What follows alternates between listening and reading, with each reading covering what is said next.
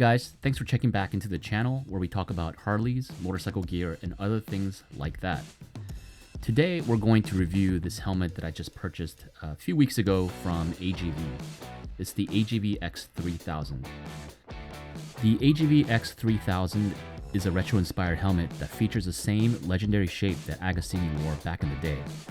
It has a special contoured chin that allowed him to rest his chin on his tank.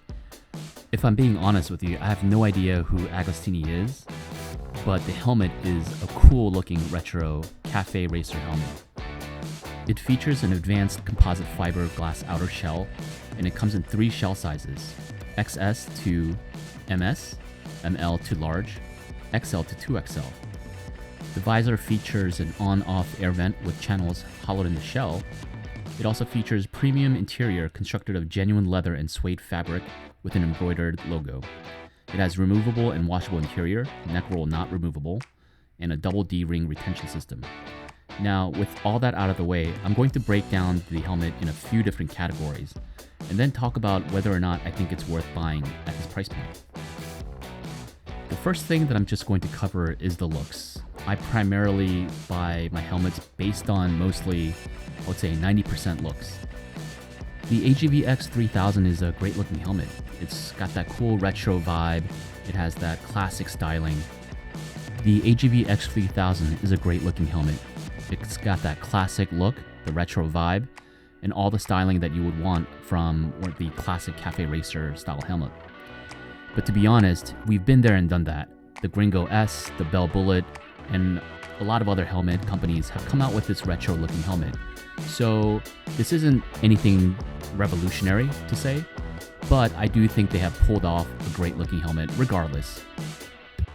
I personally would have liked to see something a little bit different, a different flair from AGV, considering that this helmet, or this style of helmet, has kind of been through its iterations. I would have liked AGV to innovate a little bit here in terms of styling and add something with a different flair that would kind of make it a little bit more desirable in that price point. The next category that I wanted to talk about is the size and weight of this helmet.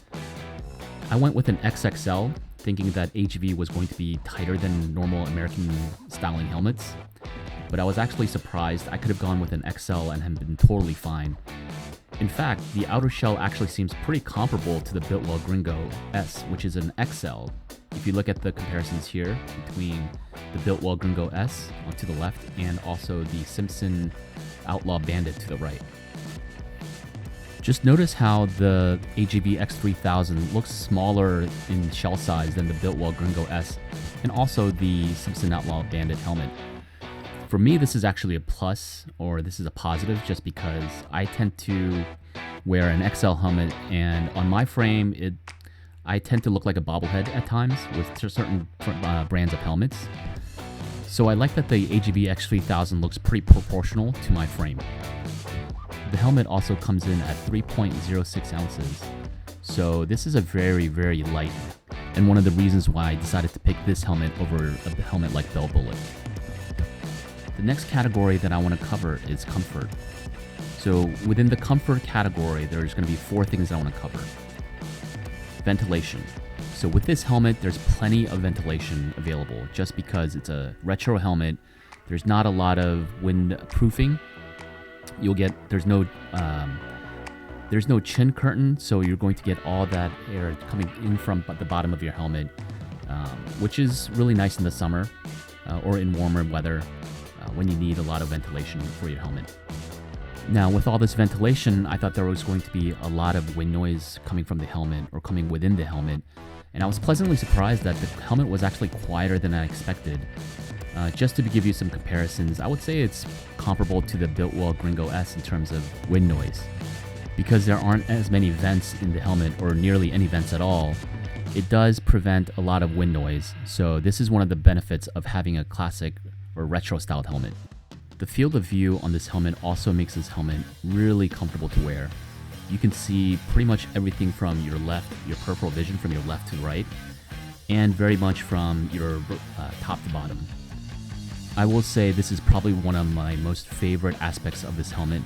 I really do enjoy helmets that give you an amazing field of view, just because you get that added added confidence when you can see everything that's going on around you. And it also makes the biking experience for me more enjoyable, just having a nice field of view, taking in the sights, seeing the things that are happening around you. It just makes the motorcycling experience just that much more enjoyable. I also want to add that the fabric and materials inside of the helmet really makes it more of a premium quality for me. It really is a pleasure taking the helmet on off, unlike some of my other helmets where it just feels like sandpaper grating on your skin every time you take the helmet on and off. So this adds to the overall comfort level of when wearing this helmet for me. Needless to say, in terms of quality, it's a big step up from my Biltwell Gringo S or Lane Splitter helmets. I'm not so sure that I'm going to want to wear my Gringo S from here on out now that I have this AGV X3000. Also, in terms of quality, the visor is probably one of the best visors that I've gotten stock with the helmet, meaning the clear visor that I received with the helmet is really nice quality. It's very thick. I also believe that it has the anti-fog coating. I really enjoy when helmet brands send you a helmet with a quality visor. You know, it pretty much defeats the purpose of getting a helmet when you get the helmet and like the visor is a flimsy piece of plastic-y material. So great job, AGV. I'm glad that you guys didn't think the visor was an afterthought. I also upgraded the visor to a chrome visor, which again is just as good quality as the clear visor that I received with the AGV X3000. So it did cost about $70, and they're the one knock might be that there's not a lot of color variance to the visor, but in terms of quality, it's right up there. I also really like the thoughtful little design features that went into the helmet. The visor also has a little air vent that you can block off with the little, I don't know what you would call it, maybe a gasket that they include along with the visor. So I thought that was a pretty innovative feature. The air vent goes right inside to the helmet, and it flows out to the outer shell. This is the only vent that you have on the entire helmet. I also really like the fact that the visor has firm detents or latches into certain spots very firmly.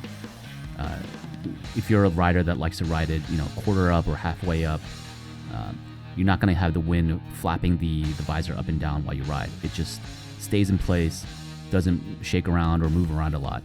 This is a big, big plus in my book. All right, so we covered the positives in 4 different categories: looks, size and weight, comfort, and quality. Now, AGV did a great job on those 4 categories, but here's a few things that I didn't like that I think AGV could improve maybe on the next iteration of the helmet. So the first thing that I didn't like is it was a big hassle to change out the visor. So from my experience, the 3mm Allen wrench did not fit into the retaining screw. It just would not take. So it took a lot of finagling. I had to try different 3mm Allen wrenches just to get that retaining screw off. And then once you did, there's just a lot of extra pieces that fell out. And then, obviously there's no instructions, so you kind of have to piece together. I had to even look up a YouTube video on how to change out the visor. For a helmet that's kind of in the $400-500 price point, I would really hope that they can come out with something easier and better design, because nobody's going to carry around a 3mm Allen wrench. It's the visor that I have there on there now is probably the visor that I'm just going to keep, just because it was such a big hassle to change it out. The next thing is the AGV logo on this helmet. So some of you guys might like the helmet. I personally don't. I ride a Harley, which, it's an American brand, and then you have this Italian flag on the helmet. It just doesn't fit together quite well. I wish that they would have put a sticker so that if I wanted to, I can remove it for a really minimalistic look. If you're somebody that likes to color coordinate, like the colors on the helmet to the bike, good luck finding colors that really suit, the logo. It's just really tough to find a bike that has red, green, and white. But like I said, these are all nitpicky items. Overall, I couldn't really find a lot of things that were terrible about this helmet. I actually really am a big fan of the AGV X3000. I really like that the manufacturer, or AGV, was thoughtful in how they designed a very simple helmet, a simple retro helmet. You know, there's not a lot of areas where I think you can make some innovative features, but I think they have done so with the little air vent and the latching system, and also how lightweight the helmet is. For the most part, all the features that they put into the helmet, I really think they thought it well out, and all that it accumulates to a price point which is, in my book, probably a mid-range price point helmet. I certainly think it's worth the money if you are the type that only gets like one helmet and that's the one you rock with for the entire year, and you like retro styled helmets. This is the one that I would go for. I would certainly get it over the Biltwell Gringo S. I would certainly get it over the Bell Bullet. I think this helmet definitely trumps both of them in terms of quality, and looks, and the features that they put into the helmet. And there you have it, my review of the AGV X3000. It's a great quality helmet. I would personally recommend it to anybody who's looking for a retro styled helmet that's got some premium components and has a lot of details, well thought out. It is a little bit pricey, but I think it's definitely justified in terms of all the features and all the details that went into the helmet. I hope you guys found the content and information useful.